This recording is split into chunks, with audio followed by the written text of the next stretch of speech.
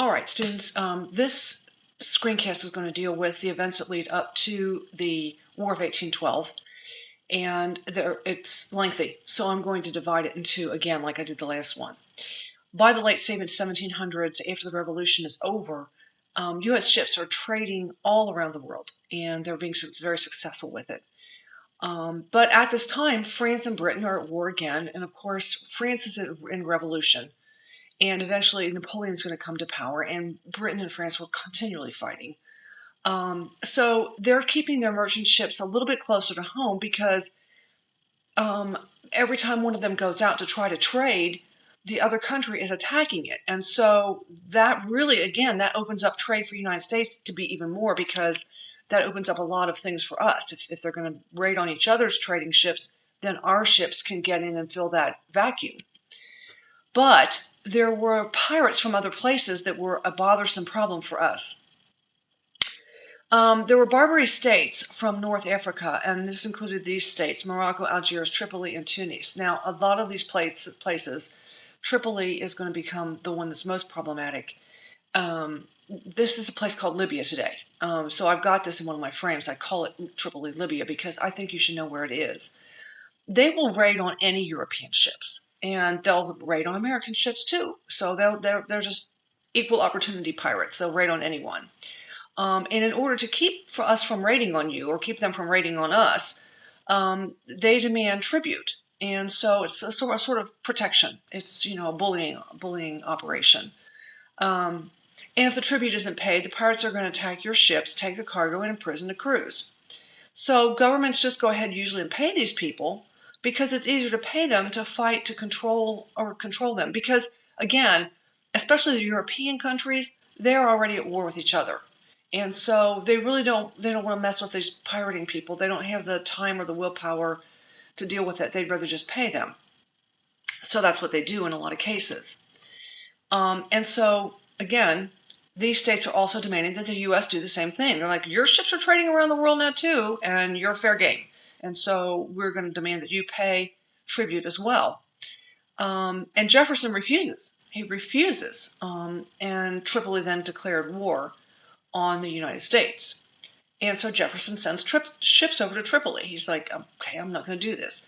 Now, it's worth mentioning here that one of the platforms that Jefferson ran on to be president was that he was going to cut the size of the military and cut spending on the Navy. Adams, when he was president, he was going to increase the Navy. He's considered the father of the American Navy, United States Navy. But Jefferson said, no, this is silly. We're not going to spend money on all this.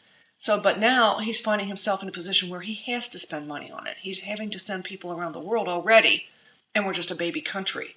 So he sends these ships over to Tripoli. It's not going to end well.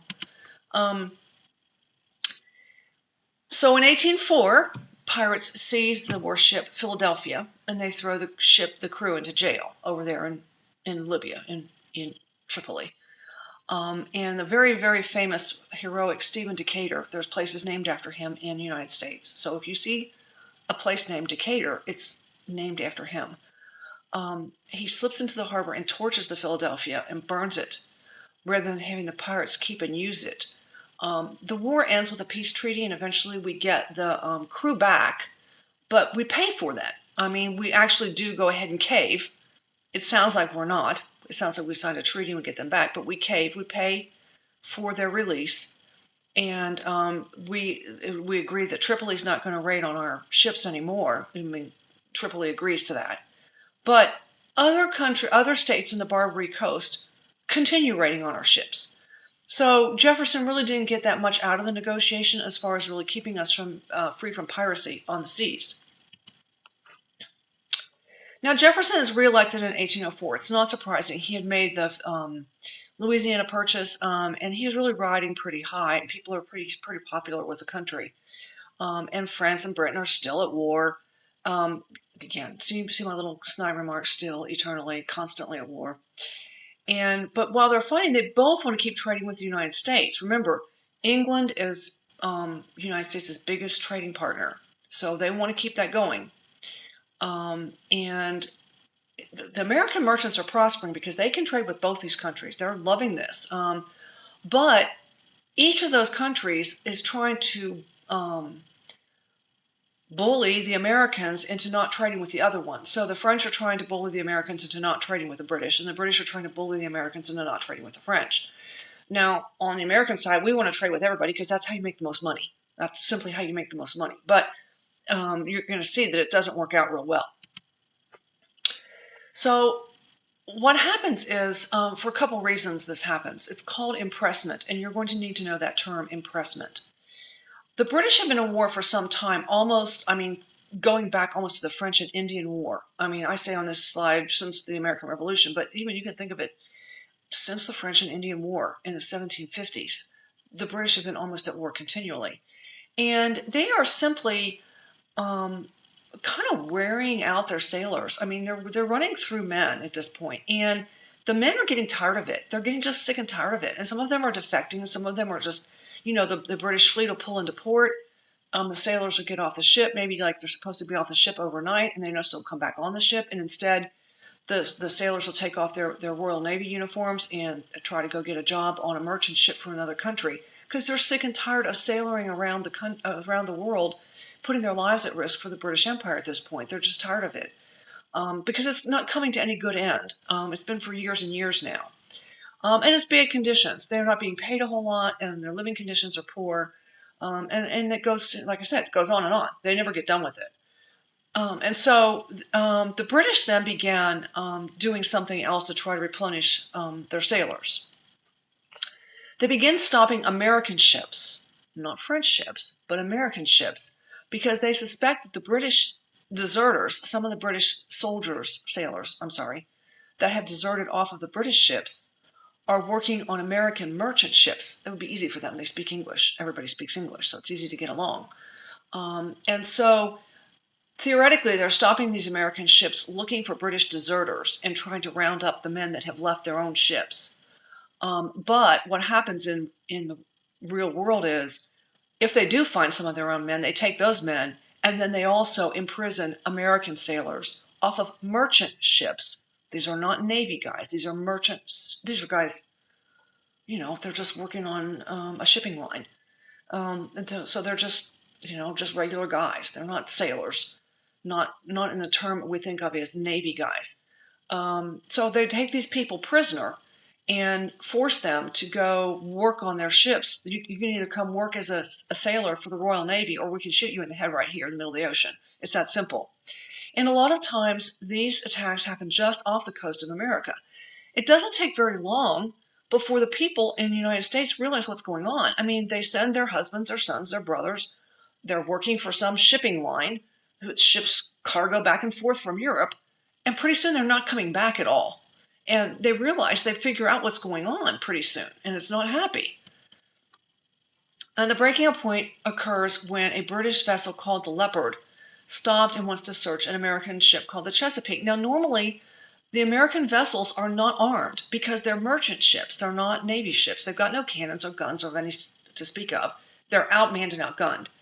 But the Chesapeake says, no dice, you are simply not going to board this ship and search it. We don't have any British sailors here. There's no British people on this ship. You're not coming on board. And so the Leopard just opened fires, kills 3 of the crew members, and then James Madison, Secretary of State, just becomes infuriated and calls for war.